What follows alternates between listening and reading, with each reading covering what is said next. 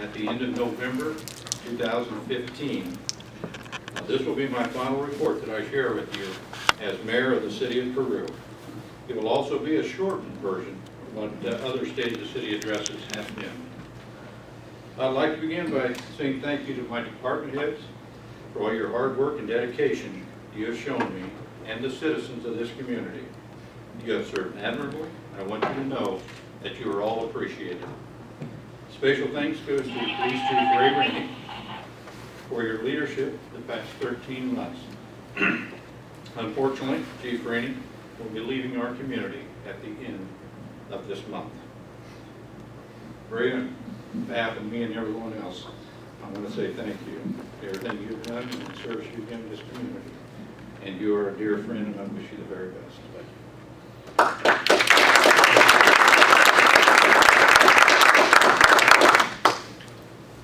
In order to understand where we are today, we must look back to see where we came from. In 2008, the city of Peru was hit with some financial setbacks.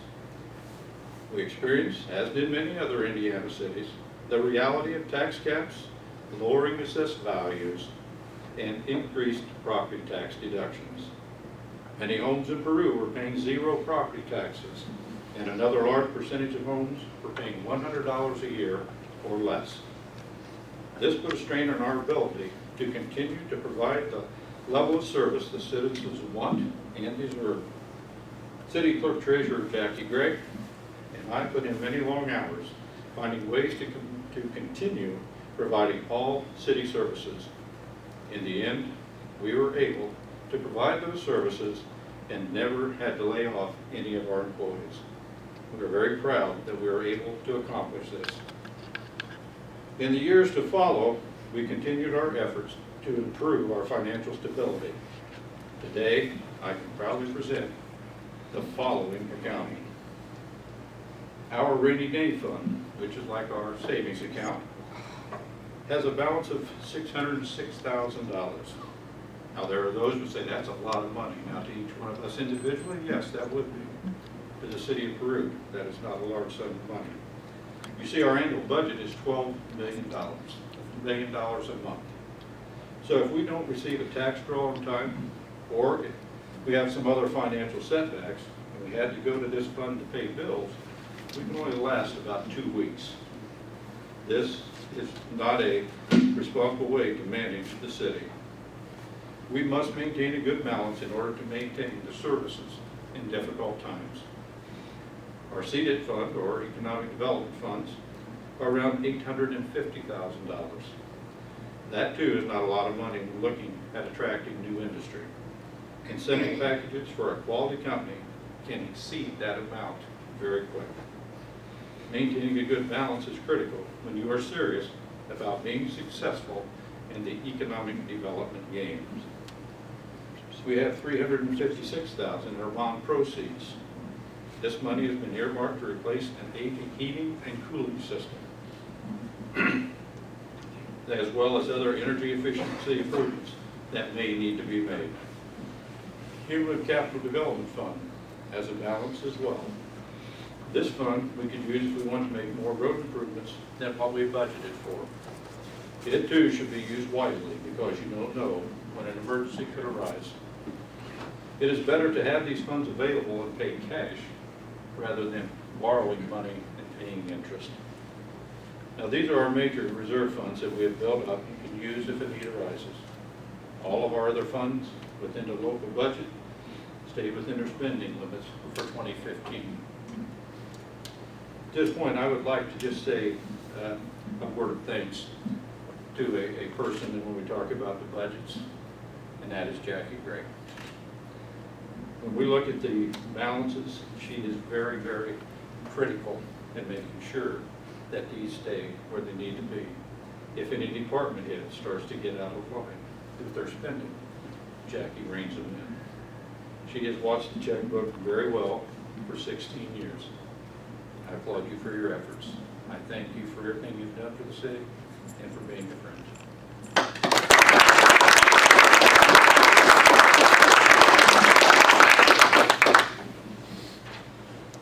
Now, as we finish the final 2 weeks of my administration, we have a couple loose ends we need to tie up. As you can see, demolition has taken place on 2 downtown buildings along South Broadway. These properties were unsafe, and there was no one who stepped forward to purchase and restore them. So in the interest of public safety, I made the decision to demolish these structures for hopefully new development to occur. Our building commissioner, Bruce Carson, has been overseeing many of these projects. He's done an excellent job in trying to get these unsafe buildings down. And Bruce, thank you for everything you have done. The property located at 20 East 5th Street that the city is trying to save will have the back wall repaired and stabilized before the end of the year. We feel that this building will have many useful years ahead of it and are encouraging those who are interested in acquiring and restoring this building to contact City Hall. The First Farmers Bank and Trust Amphitheater will soon be taking shape. The materials have arrived and construction will begin this week. Although we will have the structures in place, the landscaping will need to be delayed until next spring. Then the concerts can begin. This will be another addition and improvement to the quality of life here in our community. Once these projects are complete, I will have everything on my 2015 agenda finalized and can leave office knowing that I did not leave anything undone. That being said, I wish that the floodplain and the floodway could have been completed and that designation removed. I have been in touch with the Corps of Engineers. They were here a week ago, spent 4 hours with them. We looked at many of the receiving ponds that feed into Prairie Ditch. I got a good feeling from them that this designation may go away. Keep in mind, it's been 10 years we've been working on this, trying to get it done, from many, many people being involved. If we get that done, then more development can occur and Broadway Landing will become a reality. That is the nicest thing about that. Because if we get Broadway Landing going, jobs are created, opportunities are created, and so everything in the community starts to blossom a little more than it already is. So we'll try to keep you posted on that if we hear anything by the end of the year. I'm hoping we will, but I don't know. When I look back at my 12 years as mayor, I think of the many great people that helped make a huge difference in our community. I remember working with Dr. Tom McKay, superintendent of Peru Community Schools at that time, as we developed a plan to bring Ivy Tech to Peru, Indiana. This project was probably the most beneficial in deciding the direction of our community. I remember working with Jim Tidd and Ray Moskowitz as we worked to combine 2 economic development organizations in our county into one to provide a more complete effort in attracting new jobs. I also worked with then City Attorney Bruce Embry and then Fire Chief Chris Brooks as we organized a fire territory for Peru Township to provide better protection and more financial security for the Peru Fire Department. I might add, we were the very first one in the state to accomplish that task. So we were trailblazers in fire territories. And I know when we set out and talked about this, Bruce and I pulled out, well, he pulled his hair out, mine just went gray.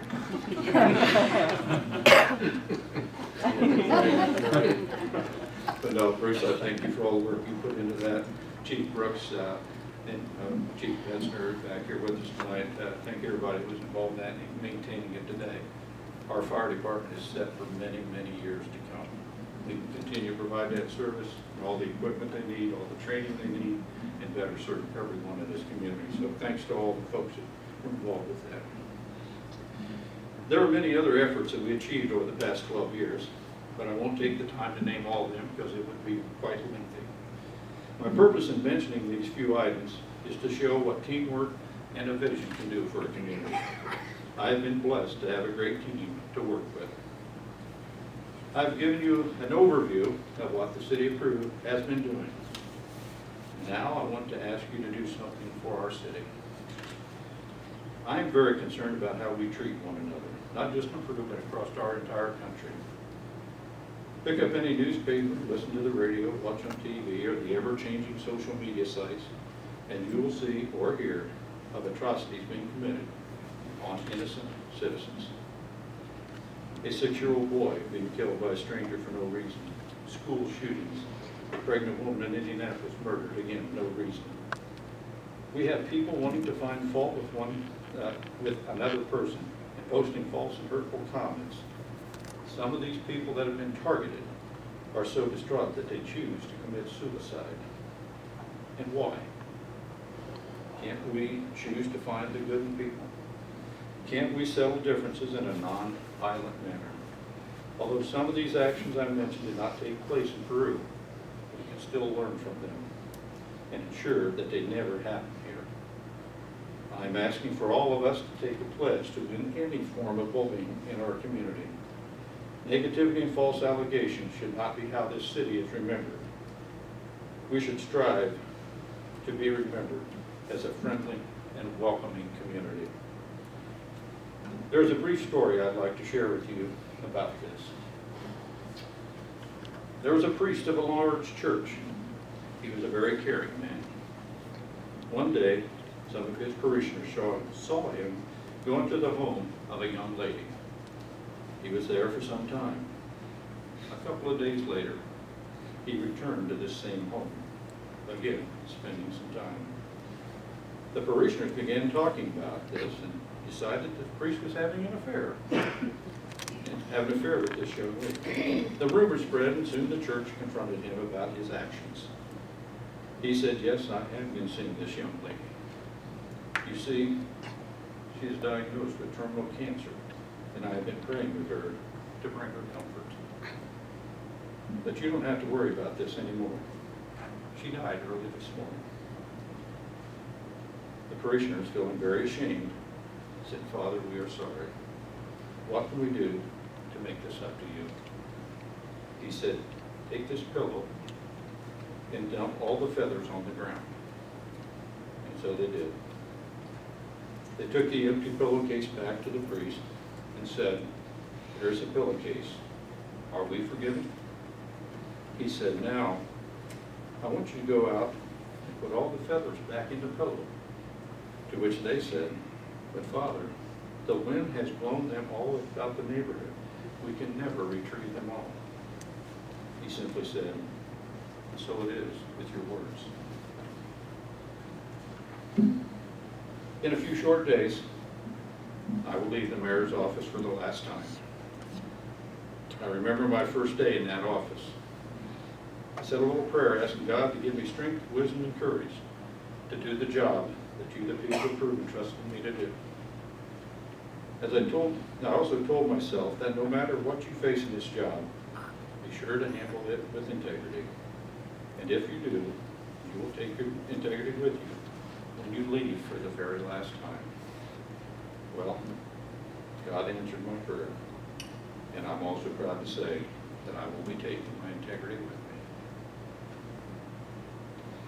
You know, as I served here, I want to say the best for last and my thank yous. Anybody that does this job has to have complete support at home. I have been very blessed to have my wife with me all the way for 36 years. I have 2 children, Jennifer and Josh. There have been times we might have had to put off a vacation because there was something in the community we needed to do. And we gave it up to get that done. They didn't complain. They were disappointed, didn't complain. So my family has been right there with me throughout this. They're much a part of being a mayor, as a mayor is. And so did my family, especially my wife. Thank you.